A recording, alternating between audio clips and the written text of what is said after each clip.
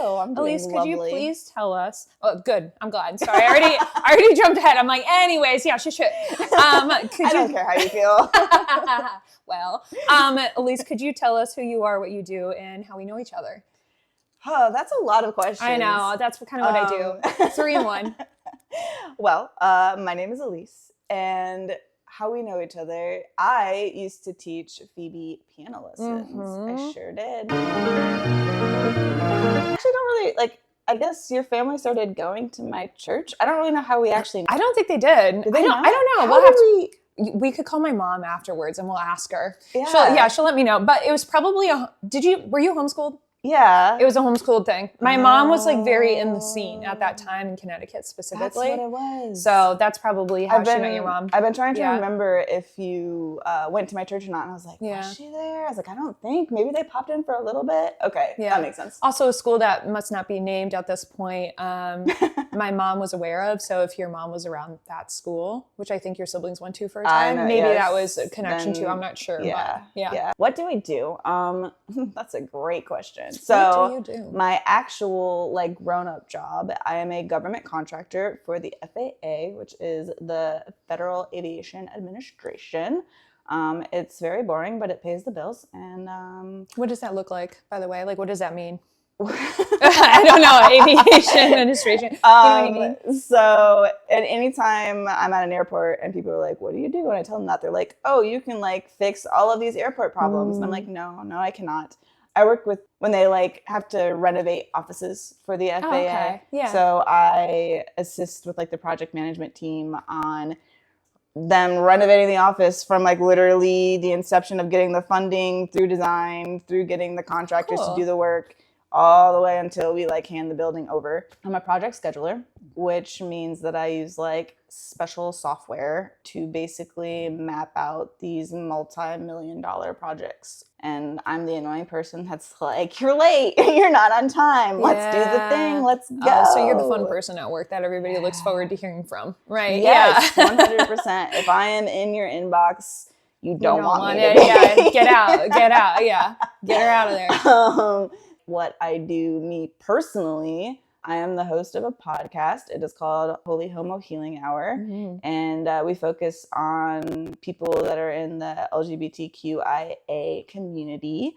Oh, hi, Kitty. You going to come up here? Go ahead. Come on. This is Prim. I don't know if she's on the camera. Oh, she is. Yay!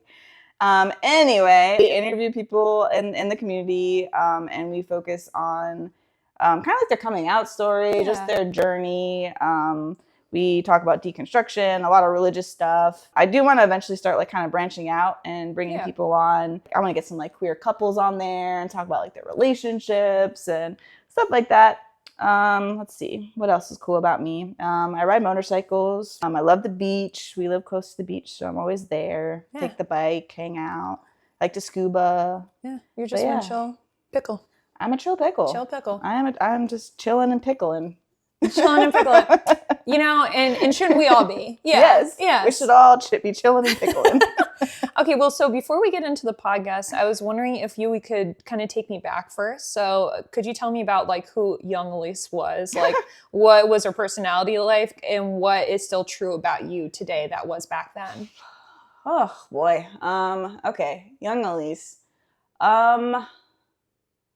I would say that young Elise and I are very similar. Awesome. I was gonna say, if you get really close, you might hear some purrs. We are very similar and also very different. I think who I was, she's like, "Get that mic out of my face." I think who I was at the core of my person hasn't changed. And but what's that? What about you hasn't changed? Being punk, liking, the punk rock, and I was always an atheist, even as a kid. I never, even growing up in the environment that I grew up in, I just never believed it. Yeah. Always was gay. Always was. Yeah. I just, even though I was forced to present in a certain way, and I think that's where the differences come in. I think I always, deep down in my core, knew who I was, and I have now become the person that I had to hide back when I was a kid. Yeah. I think one of the biggest differences between me and young Elise is that growing up, especially before like 16, I was very, not introverted, that's not the right word, not really shy. Secluded, or like, I guess self-esteem issues. Like, I didn't have any confidence in myself. And I think that's something that I've really worked on, taking baby steps to do crazy things and realizing that the crazy things you can do them. And so I think that was a big difference. But the reason why I feel like I was so self-esteemless, self-conscious, maybe? Self-conscious. That's the word I'm reaching for. Thank you. The reason why I was so self-conscious as a kid is I grew up in a very high control environment. I went to a church that was, it was pretty much a cult. And I remember you had asked me if I wanted to name the church, and I thought about it, and I was like, yeah, we can name the church. So I went to Harvest Baptist Church in New Haven, Connecticut. They are still around. Oh, yeah. This was a very long time ago, so I don't know if they've changed at all. I highly doubt it. But that is where I attended. They are fundamental independent Baptist. And it was very much an environment where, like, you couldn't wear pants, long skirts. I wasn't allowed to listen to any music. We didn't have TV, like cable, but it was to the point where even like if we were watching like PBS shows, my mom would come in and like mute the theme songs. Yeah. Like we couldn't even. Right. So I couldn't listen to music, couldn't wear pants. I was homeschooled my whole entire life, all the way up until I went to college. Yeah, so it was just a very high control environment. Yeah, high control. Yeah, and there is a term, I'll put it up on the screen. It's called high control church. That's definitely what you were in. Yeah.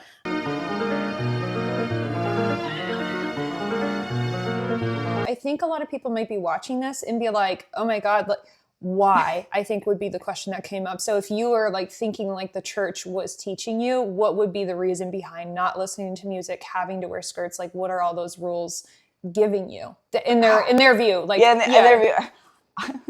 I guess the rationale was like anything that wasn't of God, like you should just not even be anywhere near, because you can like cause your brother and sister to like stumble. Yeah. So like I even remember like that was the reason why we couldn't go to the movies, was because like my mom would be like, well, we don't, like, if we go to the movies, like, and somebody from church sees us, like, they don't know if we're going to just see a PG movie cartoon or if we're going to see like some rated R horror movie. And I was like, okay.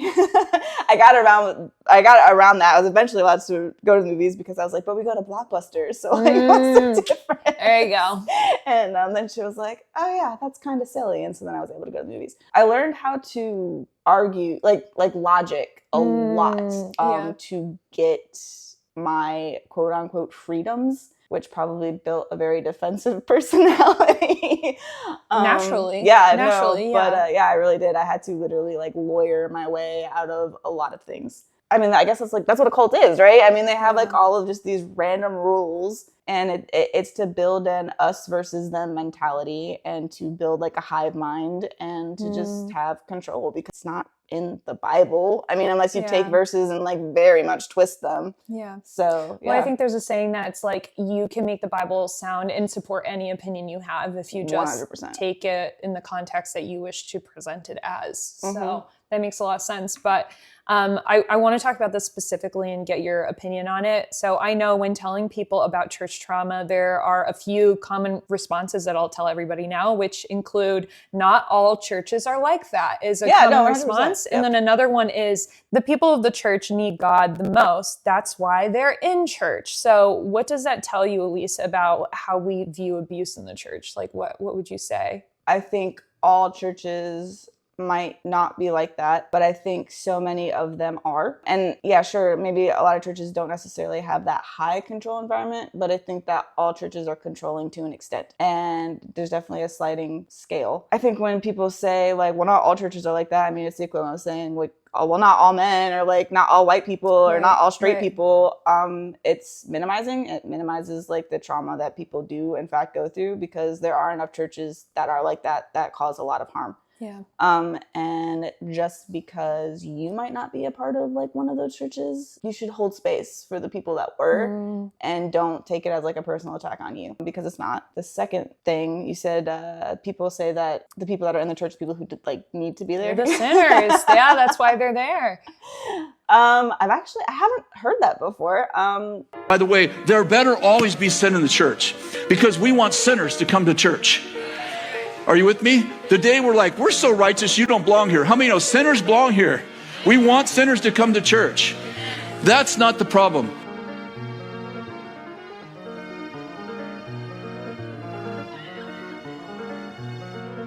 Immediately, what my mind jumps to is that sounds very excusing of like abuse. Like it's almost like, well, yeah, like, you know, if these are the people that need to be in church, so obviously they're going to be like quote unquote bad people. I don't know if I'm taking that right, but that's kind of what it sounds like to me. I would agree that the people that are in the church are probably the people that need to be there. Yeah, right. Yeah, absolutely. But I think, in my opinion, I think it's for different reasons. I think the people that are in the church need the church because they need structure. They need, I hate to say a crutch, in a way, yes. I think we all need something. And we all need something. And that's not a bad thing to necessarily need a crutch. And I think the church fills that for a lot of people. But man, I had a good thing and I don't know where I went. That's okay. We'll come back to ran it. Away. You know, there she goes. Goodbye. Come back later. So you decided then later to attend Liberty University and major in music. For those unacquainted, could you please describe what Liberty is and what it was like? Sure. Choose is a strong word. I had to go to a Christian school. But the Christian schools that my parents wanted me to go to were like Pensacola and like Bob Jones. If you're looking for a college that'll give you an excellent education and help strengthen your biblical worldview, I wanted to attend a school that would teach all of its classes through a biblical perspective.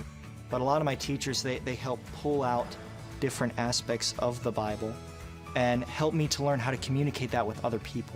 No matter what career you're going to go into, you need to know what God says, you need to make decisions, you need to make choices, and you need to be informed biblically.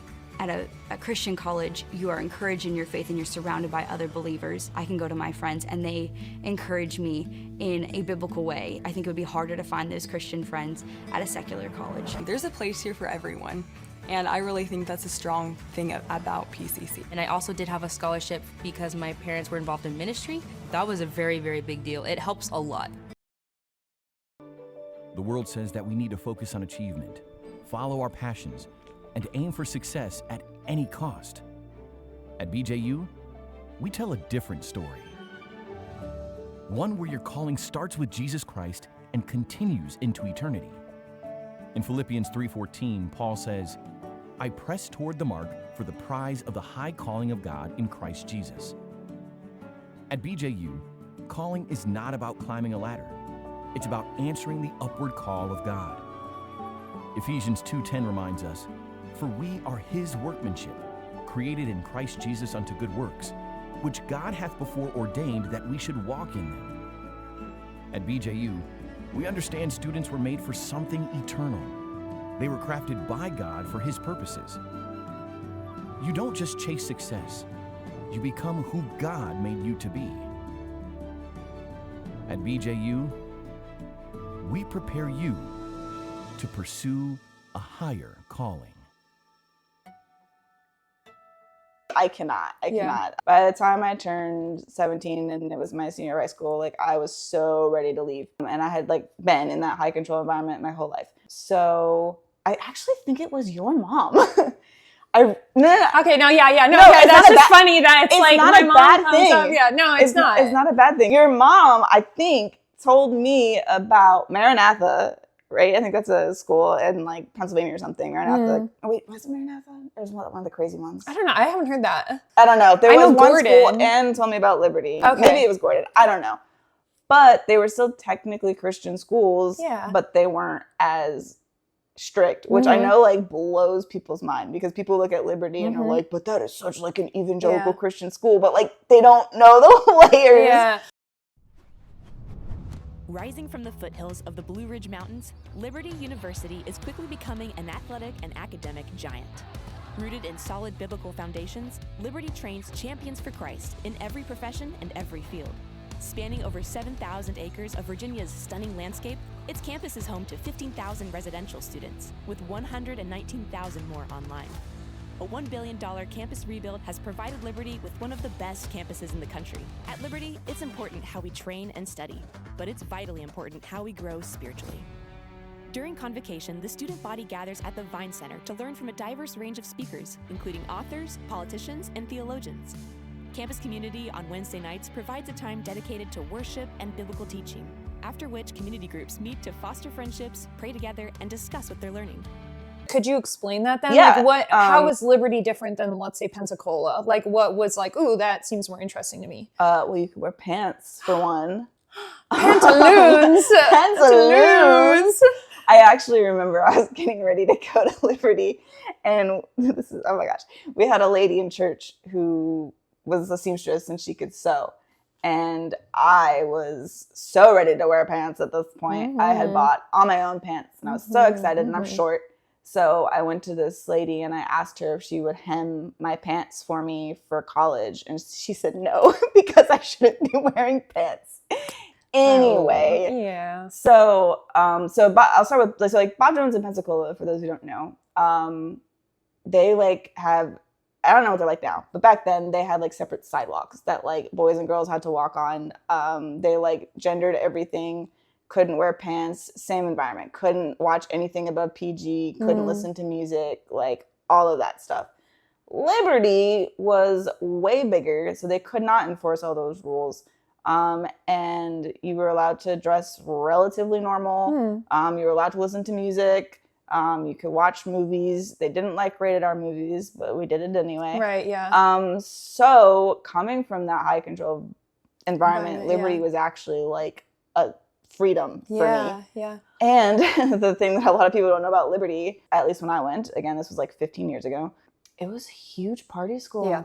Because there are so many kids like me who are forced to go there. I didn't know, obviously, before I went there that it was a huge party school, but I found out very, very quickly. Yeah, huge underground party scene, huge. So Liberty was kind of a compromise. And I told my parents, it's like, I'm only going to go there for 1 year, and then I want to go to like an actual school. I ended up staying at Liberty for all 4 years because I just got comfortable there. And like I said, it was like freedom for me. Right, and it felt like a good spot. It wasn't that bad. And I will say, looking back, that I'm thankful because I think the shock of going from my super high control homeschooled environment to a quote unquote like normal quote unquote secular school, I think I would have like had an absolute mental breakdown. Yeah. Like even going it's so much at once, all at once. Even going to Liberty, you know, I had been homeschooled. Yeah. I had never had a school experience. I was very sheltered. I had like 3 friends, and even that was such a culture shock for me, and I really struggled. And by the way, like leaving your home and like going to a whole new state and doing all new things and like all new classes, everything is different. Didn't know a soul there. Yeah, so like that alone for any college student would be a lot. So, and Liberty, like you said, it's not a tiny school. It's not like 500 students. No. It's thousands. Yeah, I think when I went, there was at least 15,000 people there. It might have even been pushing 20,000. Yeah. I mean, that alone was such a culture shock. So I'm actually thankful for that, because I think I would have just imploded. Liberty's crazy. Do you want me to talk about? If you watch the Patreon, we'll get into that more. Okay. Yes. I'll save my crazy stories. We'll save the crazy for later. For then. But yeah, it's good to know the distinction of like, for instance, I know Pensacola, I know some people that went there, and like you said, it was more high control. Like the men and women were not allowed to go in the same elevator. There was a separate elevator for them. They were very adamant about what to wear. And then I know Liberty does this too, but like Pensacola also was like, you have to come to like church and like, not communion, what is it called? Chapel. Like there was chapel all the time. We called it convocation. Convocation. Okay. Yeah. So that happens a lot, but like Liberty, if you Google this now on YouTube, you will find like the live bands they have. They have the center where like the center of the stage, it's very much, it feels like, it feels more of like a concert, like modern vibe. Very mega churchy. But mega like, church, yeah, honestly, like, so I did move off my sophomore year, and I won't get super into things, but I did move off my sophomore year. When I did that, Liberty kind of just felt like a normal school. And that's cool. Yeah, we had like a thing called at Christmas time. I can't think of what it was called, but like it was like that, like just very like a concert. We would have like shows and it was they did their thing, you did yours, you know? Pretty so much. That makes sense. Pretty much. All right. So when you were in college, like many of us, you had your first long-term relationship in college. How did that affect the way you viewed yourself? Could you tell us what that was like and the situation you were in at the time? Okay, so if I go into that, we're gonna go into like all the gay stuff. Is that that's cool? where we're going. That's where we're going. Yeah. Okay, so obviously, being in said environment growing up, I had no idea that like gay existed. I knew the concept of what gay was. All I knew about it was that it was bad. Like it was just portrayed to me as like some bad thing that like nobody talked about. And my church / parents were so anti like sex anything. Like I never got to talk like even just sex, like never discussed. Ever. I remember when I was like 12 or 13, my youth pastor very lightly and briefly touched on abstinence and was like talking about, you know, abstaining or whatever. Yeah. And my parents found out and like lost it. Like they were the ones that went up to the youth pastor and were like, you can't be talking to our kids about sex in any context. Like that's up to us. But they never talked to me about it. Right. So like that is how like did not know. Anything I learned from like reading. I was a voracious reader, still am. I read books all the time. Yeah.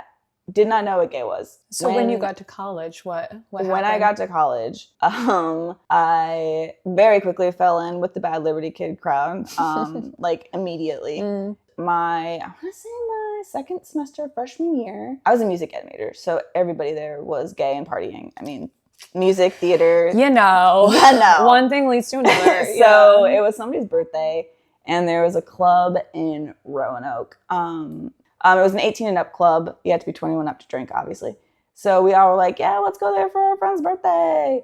And we went. And now, side note, okay, straight people, please do not enter queer spaces without being invited or having permission. That's a big no-no. I had no idea. I was young, you know, whatever. Yeah, right. But I did go there with a bunch of straight girls. I mean, some of them might be bi now, I don't know. And we were there, and my friend was like, let's pretend we're a lesbian. Don't pretend you're a lesbian. Oh, gosh. Oh, my gosh. Interesting choice. Yeah. All right, you live and you learn. Yeah. So I'm not proud of that, but, you know, here we are. Yeah. At least I am a lesbian, Living, okay? learning, okay, learning. And so she grabbed me, and I was like, yeah, sure, whatever. Like, having no concept of, like, what. I was like, we're going to dance together. She grabbed me and kissed me. Like, just straight up grabbed me and kissed me. Wow. And I was like, what is happening? It was very much like the Hallelujah chorus, like, actually felt things. Like, I was like, I'm not even kidding. I was like, what? So for context, right? Yeah. My very first real kiss, I was 15-ish, and it was in the backseat of my friend's car. She was driving, and I was in the backseat with her brother, and we kissed. Yeah. If you're listening to this and you know who you are, it's not you, it's me. It was nothing. Yeah, like, you're like, what was I that felt about? like I was kissing like a dead fish. Like it was just like I was like, why are people like doing this? Like this is what this is. This is awful. And so I didn't kiss anybody again. Like from like, that point I'm good. on, I was like, actually I'm good. Yeah, I'm done. right. No. And then until I was 18 at that club, and that girl kissed me, I was like, well, that was weird. And locked that away. Didn't unpack it then. And then I'm going to refer to her, I don't want to drop names, I'm going to refer to her as like my ex-girlfriend. That was also, I think, my second semester of freshman year. We met pretty quickly. And we were laying in our dorm bed watching a movie, very close. And I kind of like put my arm around her at one point, and she kind of like, you know, did a little cuddle in. And I was like, oh, sorry, can I swear on your podcast? Yeah, please. Okay. I was like, what the fuck is happening? I was like, what the fuck is happening? Do it. Yeah. And I was like, I just really want to kiss this person. Like, I really want to kiss her. And I did. I kissed her, and that started all through college, like 3.5 year relationship. I use the word relationship lightly. It was very tumultuous. We were both dealing with internalized homophobia.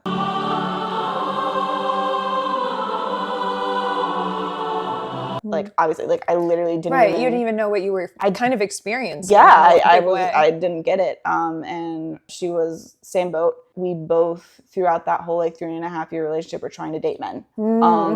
So it kind of in between being together, or is that like what you mean? while we were together. That's why, like, when I use the term like girlfriend relationship, Can it's I very ask you loose. why you both felt? Well, I know why, but like, was there like a conversation that you guys had in between that, or were you kind of like pretending to be friends, but you were really dating? Like, how did that look? Okay, So, and that's interesting. why, it makes more sense. Yeah. So we were always best friends. They were roommates. Right. Like at one point we literally lived together and we shared a bed. We were roommates. We were literally roommates. We shared a bed, one bed. We were roommates. With Every one roommate. Bed Every roommate does that. So we just had to save money, you know? Why have 2 bedrooms when we could have 1 bedroom? Yeah. Also, it's so different with women too, is like, that is something that if a woman is talking to like a group and saying like, oh, we shared a bed last night, like no one bats an eye. No, really no. Yeah. And it's actually funny because I reconnected with her not that long ago. Yeah, shout out. And and she was saying how, because I didn't really stay in touch with people that I went to college with, but she stayed in touch with them longer than I did. And she said that they didn't know, like they actually like didn't know. Yeah. And I was like, the naivety that comes with high control also, because you're not, it's just lack of exposure. Yeah, literally lack of, like, it didn't even like cross their mind that like that was a thing. I put it as this, it's like it's not even an option, so you just don't think about it. Yes, 100%. Yeah. So we very much always refer to each other as friends. I would quote unquote date guys for like 3 months, and then as soon as they started asking for sex, I was like, nope, bye, and like would dip out like immediately.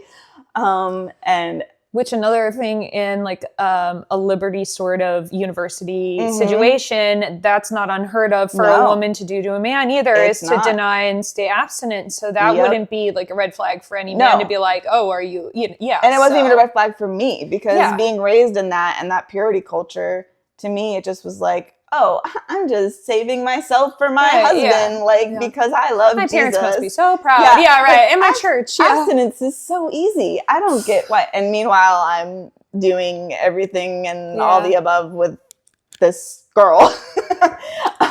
Which is, dissonance in the mind. Which is totally dissonance in the mind, right?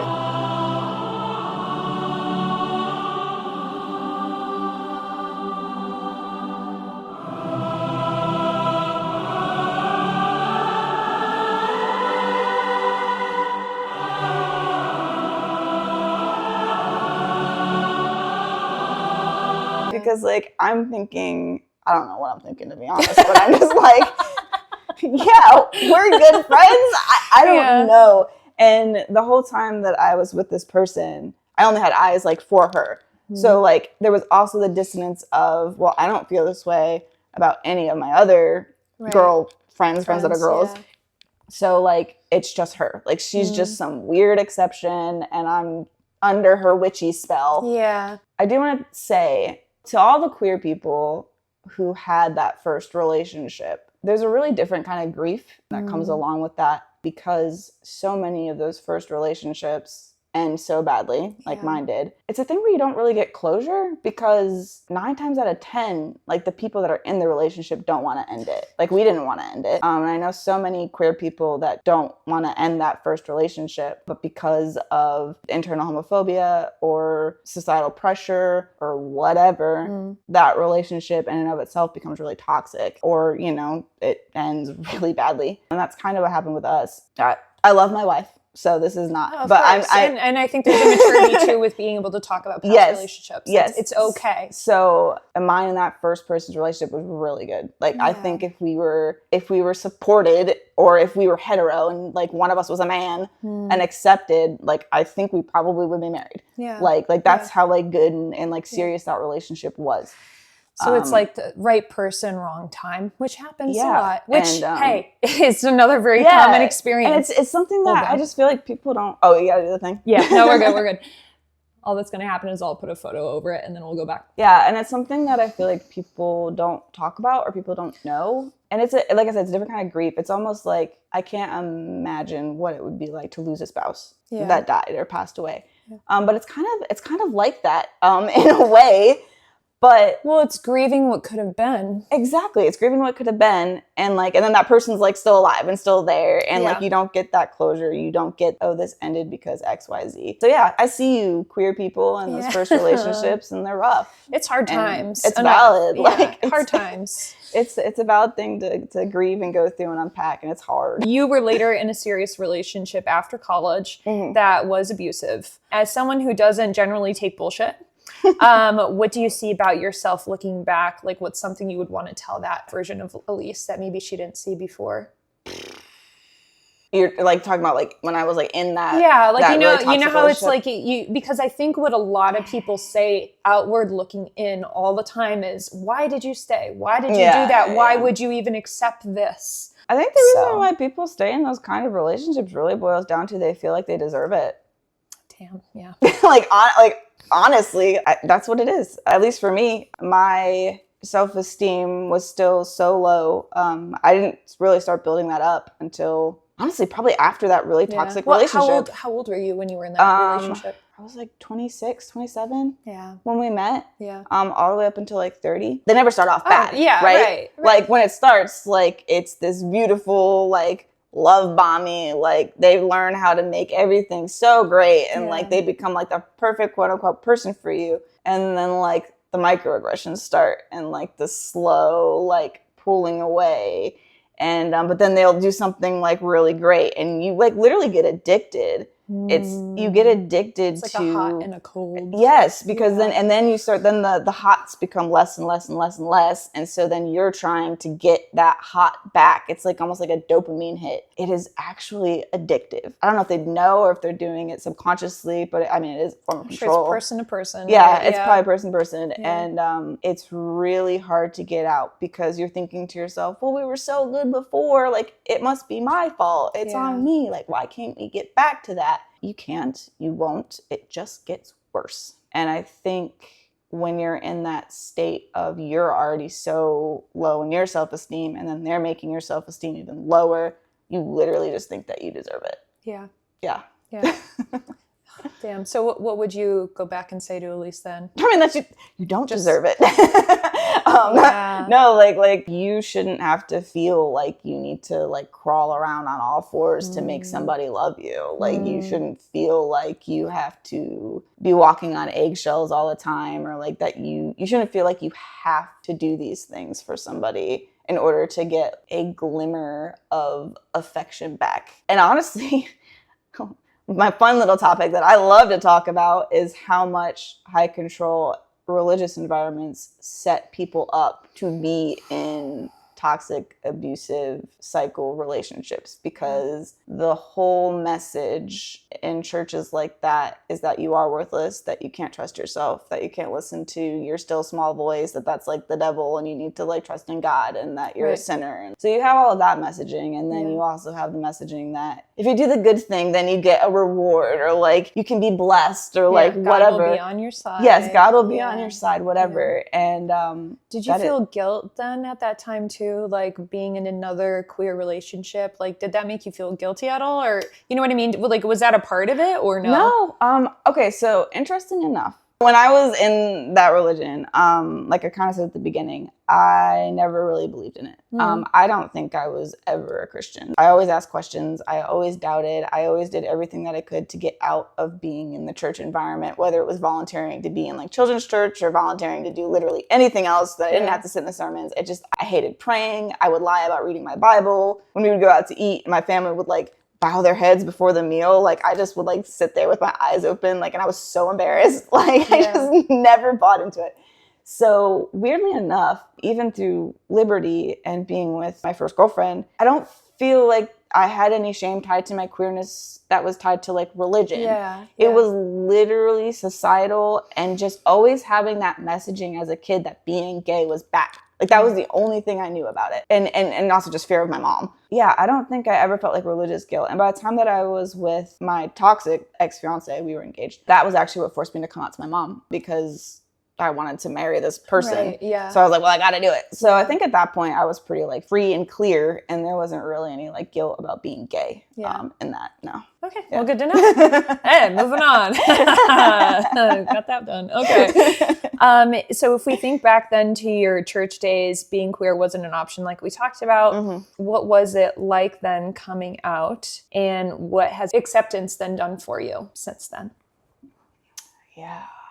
And you can be non-specific or specific as you want. That's cool. It's up to you. Like I said, I guess I would say arguably like 18 when all that experience was, when I realized like, oh, this is weird, but I still didn't like give me the label of gay. Like if you'd ask, I didn't even bi. Like I was straight, even though I had a girlfriend. And I think once everything fell apart with that college girlfriend, I was bartending, and this other girl in between the college girlfriend and the toxic ex-fiance came into my bar, and I was like blatantly hitting on her. Like, I don't know where it came from. Like, she came into my bar. I was like, you're cute.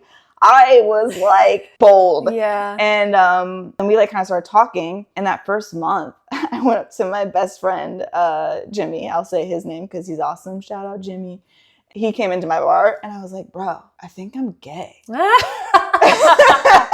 that's a place to talk about it. Because the dissonance in my mind through college with that girlfriend was that it was just her. Like, you know, like that was my excuse. Like I was just like, it's just her. Like I said, she has an underwitchy spell, whatever. Then I was trying to convince myself that like, oh, I just hadn't found the right guy or whatever. But then when that girl walked into my bar, and I was like, whoa, and something came over me, and then I was talking to her, and I was like, well, clearly it wasn't just that ex-girlfriend in college. I clearly like women.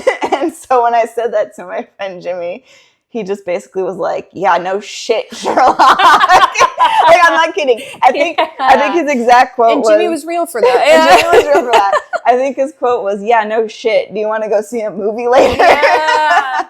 Oh, that's so sweet. And then I came out to my other homie, Dave, and he also was like, no, really?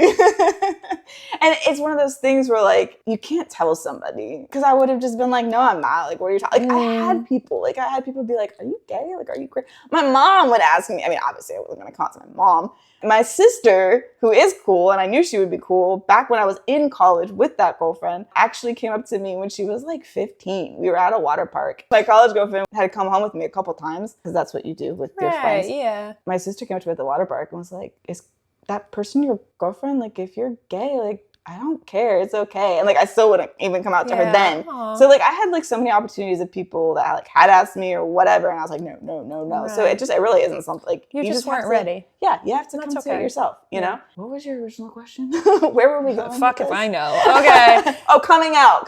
Yeah. It's like, what has acceptance done that at that time? And since then? So that was like after Liberty. I was 21, bartending. I wasn't really hanging out with my Liberty friends anymore. And I had definitely built a community without even realizing it of people outside of Liberty that I had met while I was at Liberty that weren't religious. I mean, my buddy Dave is like a piercer he was a piercer at like a tattoo studio at the time. So just very progressive people. So my friends were chill. Like they were all very accepting, and that was awesome. Like it was not a big deal. It was literally. So how did it feel then? Sorry to cut you off. No, you're good. How did it feel coming out to those two guy friends, right? Jimmy being one of them.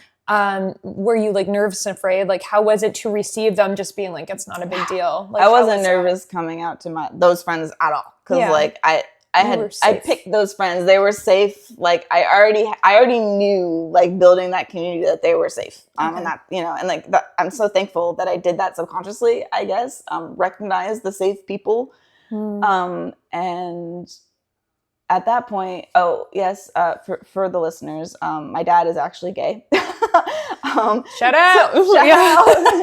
So my bio dad, I call them my bio dad and my dad 2.0. He's married. I love my stepdad. He's the best. He's my favorite parent. Don't tell the others.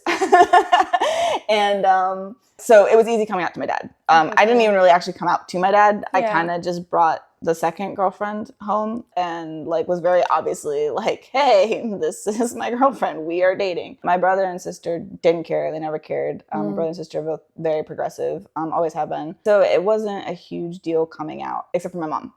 So once I finally realized like, oh, hey, the person in college wasn't the exception and I actually do like women, I came out pretty quickly. But it took me like 4 or 5 years before I came out to my mom. And it was like this really weird struggle because like I was open in like 92% of my life, and like having to keep that 2%, one little part like closed was really difficult because like even like social media and stuff at this point, like I wasn't really hiding it, but I also like couldn't. You weren't out. Like I wasn't like putting like, it wasn't either way. We weren't Facebook official, you know? The person that I was dating at that time was also kind of in the same boat. Also pretty much out to like all their friends, but not out to their mom. And so like after that middle girlfriend, who by the way, in true lesbian fashion, we are best friends. Like she's my homie, my ride or die. I'm going to say something to any queer listeners. So me and that person, when we met, it was very much, we were really figuring out our sexuality, right?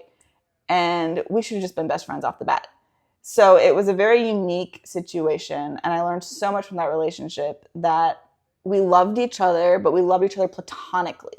So it was very confusing because like we loved and we still love each other and cared about each other so much. But like the romantic aspect was not there. And I feel like that's also a trap that like queer people can fall into. It's like the infatuation is so large, but you don't realize it's a platonic infatuation. Yes. And because like we don't have freaking examples of like healthy relationships and blah, blah, blah. And so it can be like one of those things where you're like, well, I love this person so much. Or like there's just not a lot of options for us to meet other people. And so anyway, that was another learning learning experience. That was a whole big thing. I'm so happy that we were able to stay friends. And she's still one of my greatest and bestest besties. Oh I don't know what happened. My camera might have died. I'm so sorry. That's okay. Oh no. It's totally fine. It's totally fine.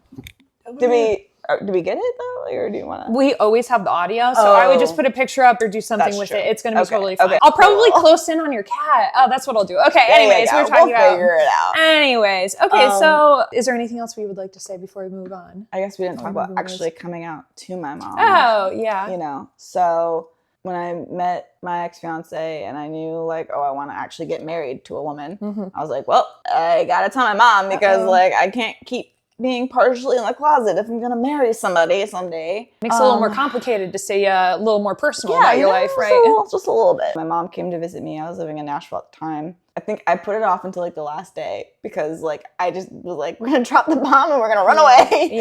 I don't think I've ever been so terrified to do something in my entire life. Like I was literally dry heaving in the bathroom, like shaking in fear. And I went out. I just immediately started crying. And my mom was like, oh my gosh, like what's wrong? And I just told her. I was like, I'm gay. I will say that she actually responded pretty well.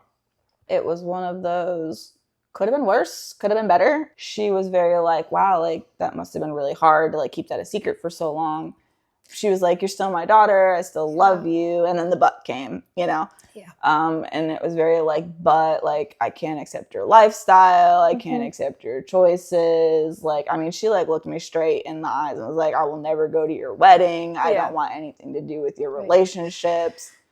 So which if we could take a pause for a second, I just want to respond by saying what in context, like I am someone who really truly believed for a long time. And I also would have said something like that because that is what the church tells you to do, because they say you need to love the sinner and hate the sin, right? So that's where she and other people, not just your mom, but a lot of people come from, because they love people, they do, but they think love is like making sure you are living a very specific life so that you can stay safe and like go to heaven and all these wonderful things that are promised to you, which is so sad in a way, but it's also very relatable in my mind. But I know a lot of people could maybe not relate to that and understand why. I wanted to make sure that people understand that the thing when you have a religion and a faith base that is so like, that is the core of who you are and what you believe. It doesn't matter if your daughter is queer and is asking to accept, like your mindset is always like, what does God want me to do? Not what does the world want me to do? And it can be confusing, but I just want to make sure that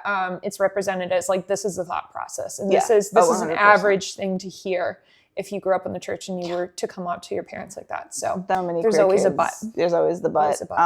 What I've learned and have come to accept is that without acceptance, I don't think there's love. I think you could think that you love somebody, but if you don't actually like accept, like actually truly accept them as is, not as you want them to be, then you might love certain aspects of them. Yeah. But you don't love them as a whole. Can I ask then, what do you say to people? Because I hear these voices in my mind of like what the response is. What do you say to someone saying like, well, that's not you, that's just something that you experience, like you don't have to set into like the queer lifestyle? Like, what do you say to someone calling what you feel as a lifestyle, you know? Because you know how people are like, oh, well, like I do accept you, but I also need you to change. Like, what is... I would tell them to, if they were like, I would tell them, well, why don't you go date somebody of the same sex then?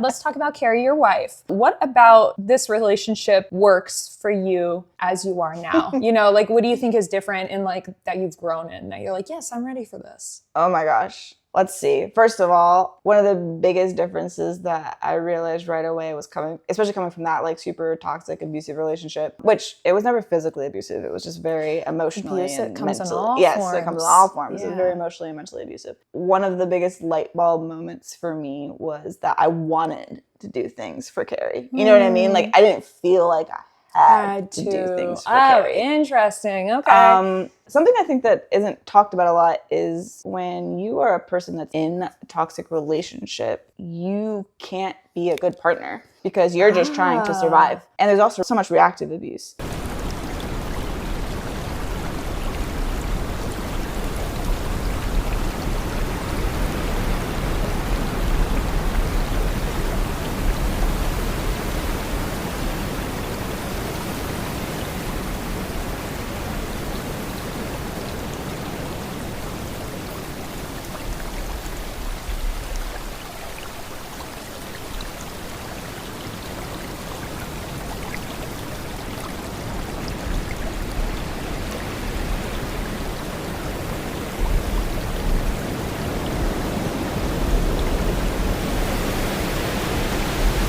So like that kind of compounds too, because you're like, why am I being a shitty person to like this person? Yeah, that is supposed to care the most about. Yeah, but you're not. You're in survival mode and you're also reacting to their abuse. When you get out of that and you're actually in a healthy relationship, it really makes you be like, wow, I actually am a good partner. Because like when you're with somebody that's healthy and you're not traumatized, you want to do things for them, you're like, wow, I'm actually a good partner. That's validating in and of itself. And then Kari is so freaking smart. We are both very highly intelligent people. So we really have helped each other a lot with our traumas. Like, and because we've like told each other things, there will be times when like we'll have a disagreement or an argument or whatever, and they would get heated. And then like a couple days later, like we'll come back and be like, oh, I think like this happened because you were triggered because of this that happened in your past. And like we would really be able to sit down and like start figuring out our triggers and why like things were happening. And because almost all the time when you have an argument with your significant other, the argument isn't the thing. There's a thing behind the thing. And so we really started like working on that and figuring that out. And it's been super fun because I was a very avoidant and Kari's very anxious.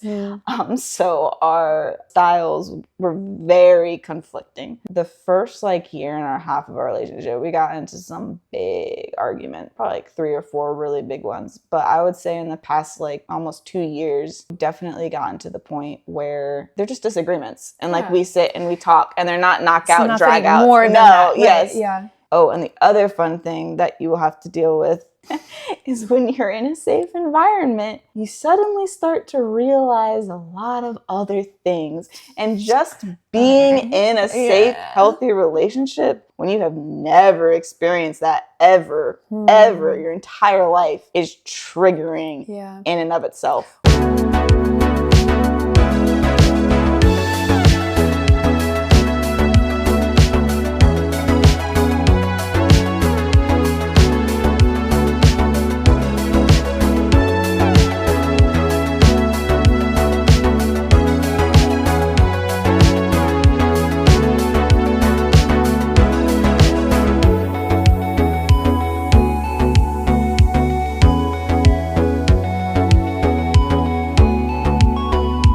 Entire life is triggering in and of itself. Why? So first of all, you feel safe enough to unpack and to reflect and to look at things. And then hopefully you feel safe enough to even look at those things with your significant other. Once you're finally in a safe, healthy relationship, that's when you really realize like, wow. It's almost like you can start to feel the full weight of it because you're trying to protect yourself at all costs. Yes. So then to like let that in, all of a sudden the bad stuff really starts to flow in. It does. You have to think about it. It does, and you have to think about it. And then you can also, you have something to compare all the terrible relationships to. Yeah. And then you're like, whoa, hold up. Wait a minute. That was so much worse than like I even knew in that time. So it's a lot. Yeah. Kari's awesome. And she's stuck with me. It's been almost 4 years, so she's still here. Yeah. My old lady, I'm kidding. That's what she said about you when you were gone. No, okay. I was wondering if we could talk about now the Holy Homo Healing Hour. What is it about this podcast that aligns with who you two are?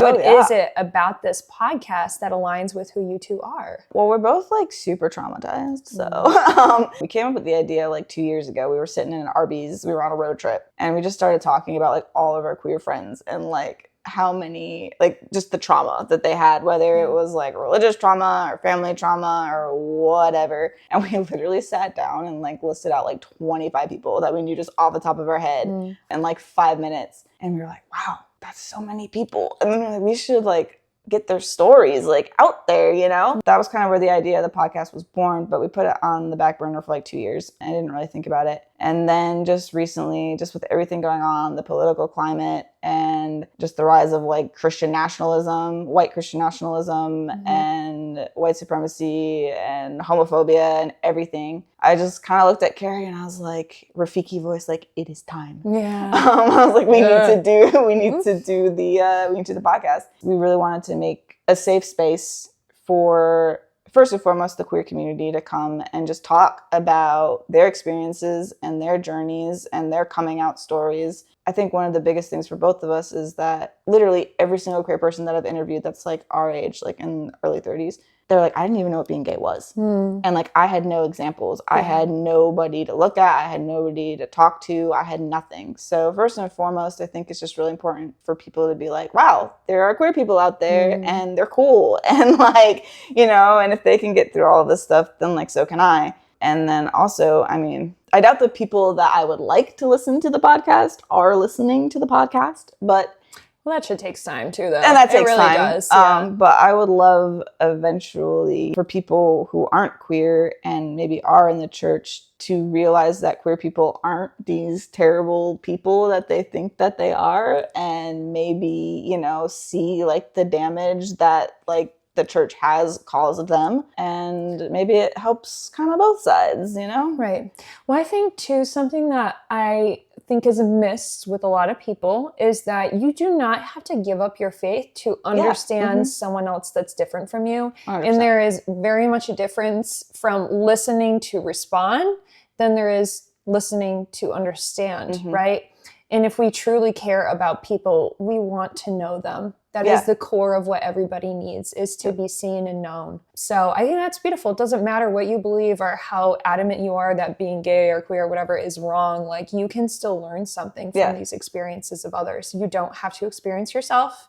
And if you keep on saying, why? I don't get it. Well, now there's a place for you to go to understand. Yeah. You know, if you're truly curious. Yeah. And we have queer people on there that are still in churches and that, you know, like still, and I love that. Those are like, those are some of my favorite people, because I love hearing about them finding church and religious spaces that are like actually accepting. Yeah. And they're hard to find, but they are out there. And I love hearing about them, that they kept their faith and that they reconciled their queerness with their faith. And I think that's really cool too. So it's not all like, you know, our church and doom and gloom and right, but yeah, so it's all different kinds of experiences. Yeah. And it's pretty cool. We all love the same Jesus. Or we should. Yeah, I think Jesus was a cool dude. Yeah, hell yeah, he was. Okay, so that's awesome. Thank you for telling us about the podcast. If we think, actually I skipped around, sorry. Okay, so to wrap this up, now that we know more about the podcast, and I'll let you like plug it at the end too, but if someone were watching here and let's say they were questioning their sexuality, but they were afraid of their community's reaction to that, what would you want them to know?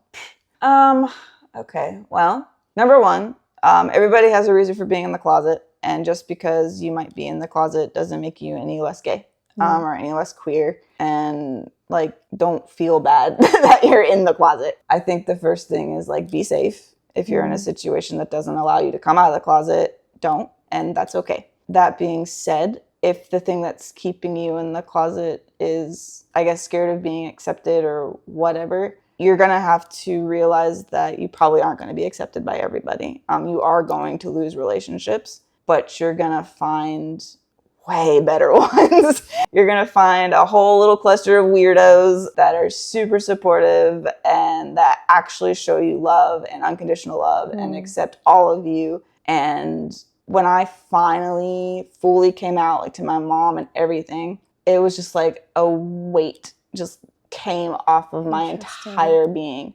Every queer person I've talked to that is fully out of the closet has said, I would never trade the freedom and authenticity that I now have and being able to be my full self for going back in the closet. Like all of the trials and tribulations, and you will have them for coming out, I would do that 10 times over than go back in the closet. Well, you know, the thing about life is that whether you want it to happen or not, you will go through some trials and tribulations regardless. It is true. So it's kind of like which ones you want to go through. You know what? Yeah. That's valid. Yeah. Because being in the closet is its own trial and tribulation. So you know what? Just get all of them at once, get it out of the way, and then come out. Right. And then go be safe. And then go be safe. Go be safe. Go find your people. And one of the things that isn't talked about either is, I hate to break it to you, but you don't come out of the closet once. You will continue coming out of the closet your entire life. Right. It never stops. You are constantly scanning the people around you and being like, am I safe? Can I hold my partner's hand?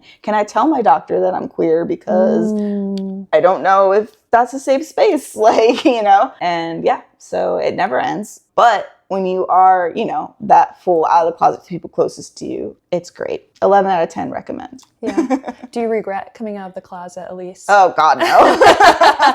Just had to make sure. Not even a little bit. Based on this conversation, we're not sure. Yeah.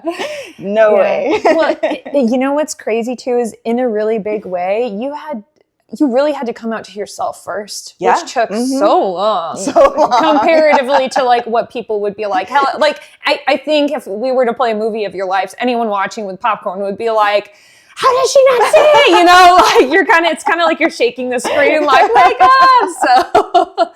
So yeah, it's self-discovery in itself. Yeah. All queer people that come out later in life are like that too. Like even when we like look back on our childhoods, we're like, the closet is glass.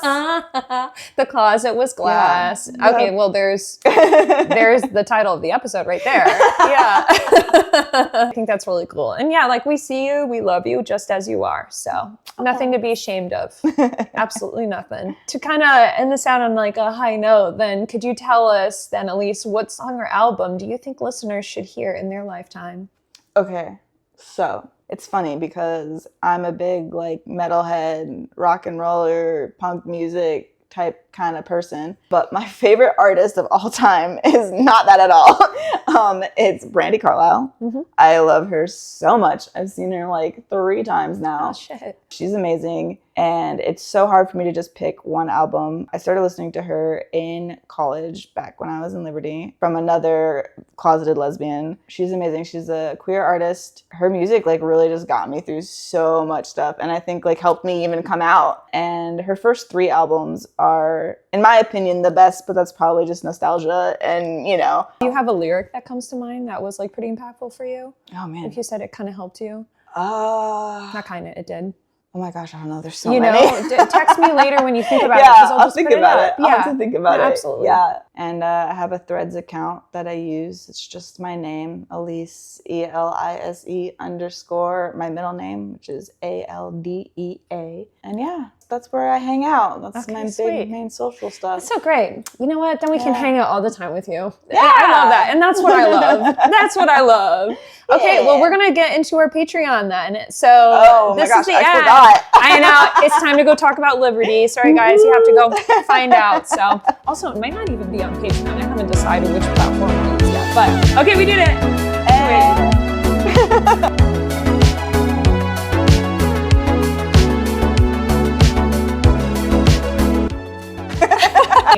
Hard. Yeah. It's real hard. It is real hard. Speaking of things that are difficult.